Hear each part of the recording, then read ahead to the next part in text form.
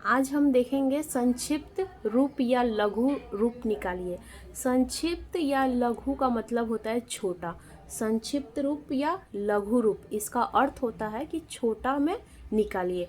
जैसे कि यहाँ पे इतना बड़ा सवाल दिया है, इतना बड़ा सवाल करके दिया हुआ है, इसको हम लोग को बोल रहा है कि छोटा रूप में निकालिए। यानी लघु रूप देगा कि संक्षिप्त रूप में लिखिए तो भी इसको छोटा ही रूप में लिखना है, या लघु रूप में लिखिए तो भी हम लोग इसको छोटा ही रूप में लिखेंगे।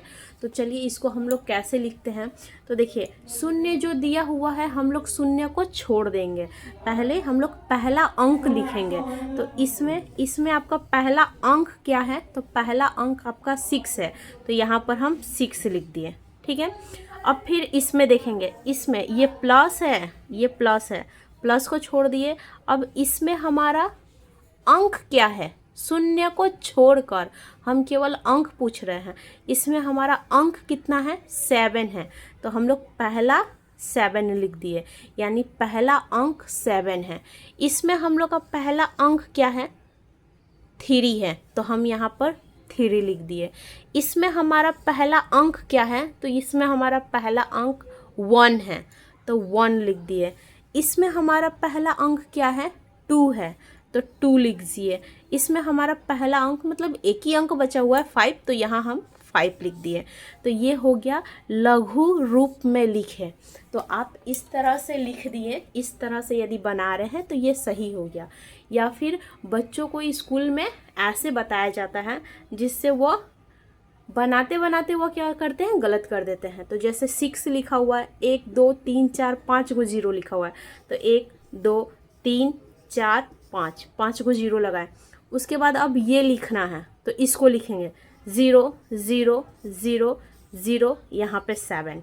फिर इसको लिखना है, फिर 0 0 0, यहाँ पे 3। फिर इसको लिखना है 0 0 1। अब इसको लिखना है 0 2। अब इसको लिखना है 5।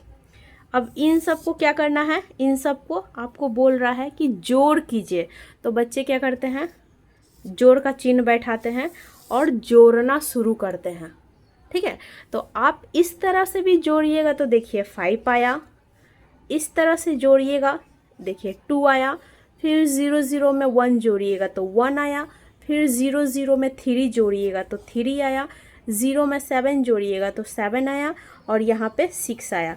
तो यहाँ पे जो आंसर आया वही आंसर हमारा यहाँ आया है। 6 6 7 7 3 3 1 1 2 2 5 5। देखिए यही आंसर हमारा यहाँ आया है। तो हम इसको संक्षिप्त रूप में बोल रहा है लिखने के लिए, तो हम डायरेक्ट इसको इस तरह से लिख सकते हैं। इतना बड़ा जोड़ने की ज़रूरत नहीं पड़ेगी।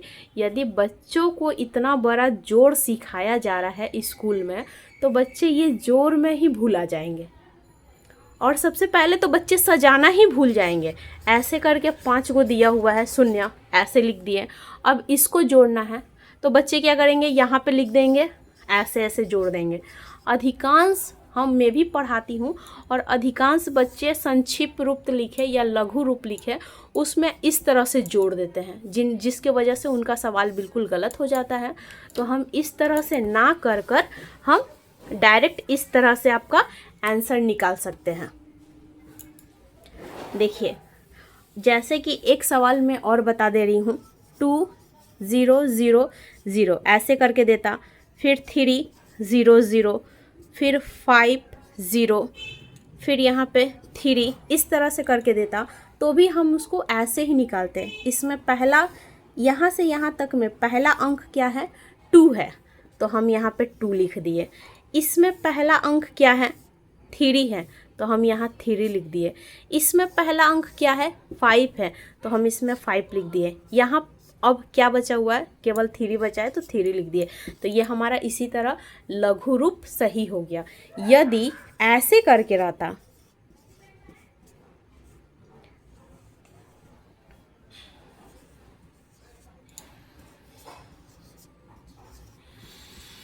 इस तरह से रहता, बीच में 0 0 रहता, तो आप क्या करते हैं, तो देखिए इसमें भी हम क्या करेंगे, पहला अंक लिखेंगे। तो पहला अंक क्या है, 2 है, तो 2 लिख दिए। इसमें भी हम पहला ही अंक लिखेंगे, तो इसमें पहला अंक क्या है, 0 ही दिया है, तो आप 0 ही लिखिए। इसमें पहला अंक 2 दिया है, तो आप 2 लिखिए।